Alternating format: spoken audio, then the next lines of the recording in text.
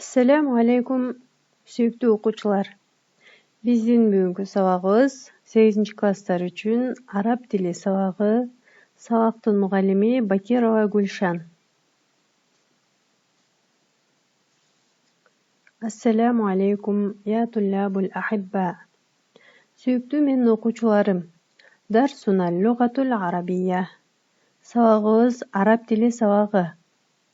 في هذا الدرس سنتعلم أسماء الملابس.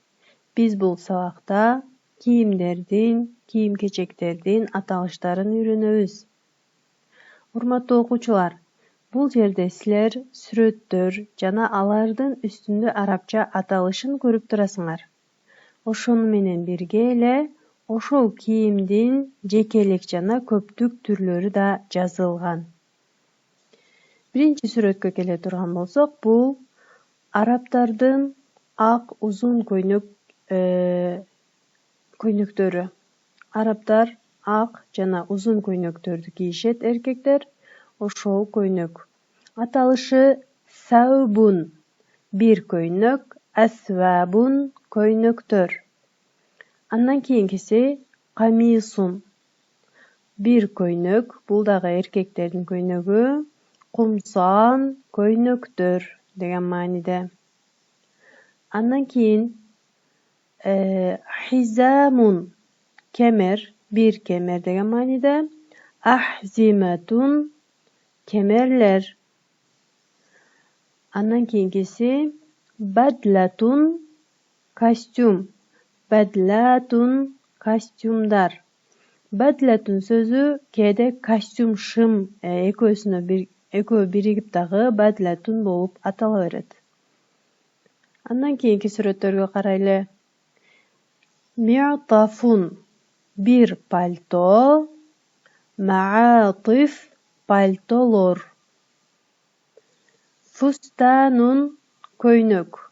Бул аялдар, кыздар кийген көйнөктү арабчада фустанун деп коет. Фасатин, көйнөктөр. Андан кийинкиси жаурабун, бир байпак. Жаварибу, байпактар деген мааниде.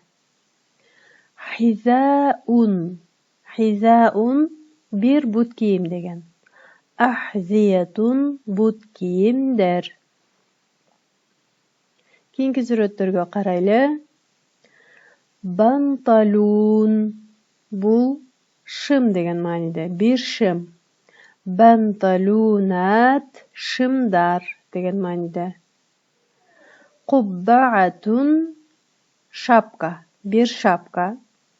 Куббаатун, шапкалар деген мааниде.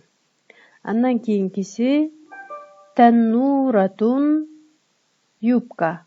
Таннуратун, юбкалар деген мааниде. Шибшибун, үйдө кийүүчү бут кийим же тапочка деп айтып коебуз. Шабашиб, тапочкалар деген мааниде. Эми сүйүктүү окуучулар, бул сабакта өткөн жаңы сөздөрүбүздү бышыктап алыш үчүн сүйлөмдөрдү карап көрөлү. Жумалун лил калиматил жадидат. Жумалун сүйлөмдөр, лил калимат сөздөр, әл жадидат жаңы сөздөргө сүйлөмдөр, сүйлөм түзүү деген мааниде. Баа баиун камисан. Баа сатты, баиун сатуучу, камис көйнөк. Сатуучу көйнөк сатты. Иштарайту бадлатан. Иштара деп жөн эле айтсак, ра деген менен эле бүтүп калса, ал сатып алды болуп калат. Иштарайту, ту мүчөсүн кошкондо, мен сатып алдым деген мааниге келип калат. Бадлатан, бадла костюм деп айттык. Мен костюм сатып алдым. Андан кийинкиси ми'тафука жамилун. Ми'таф, пальто.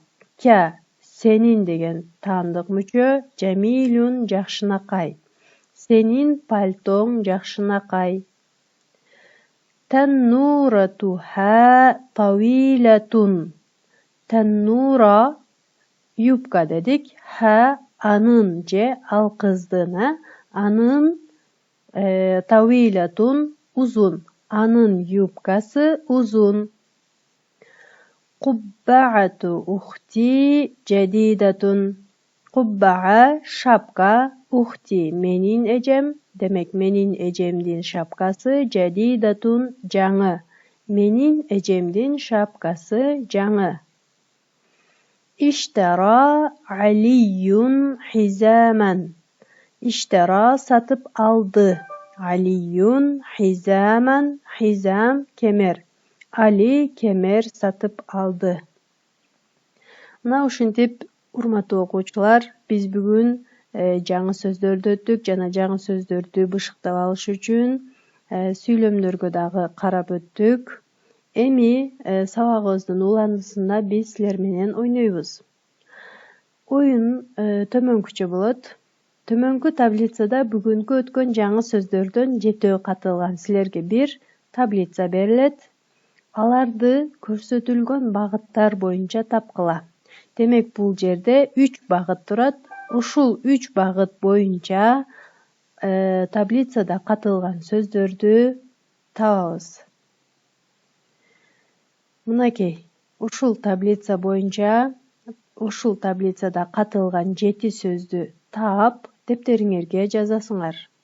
Силерге үйгө тапшырма мына ушундайча болду. Ушун менен биздин бүгүнкү араб тили сабагыбыз соңуна чыкты. Кийинки сабакка чейин аман болгула. Иля лиқа. Ма ассалама.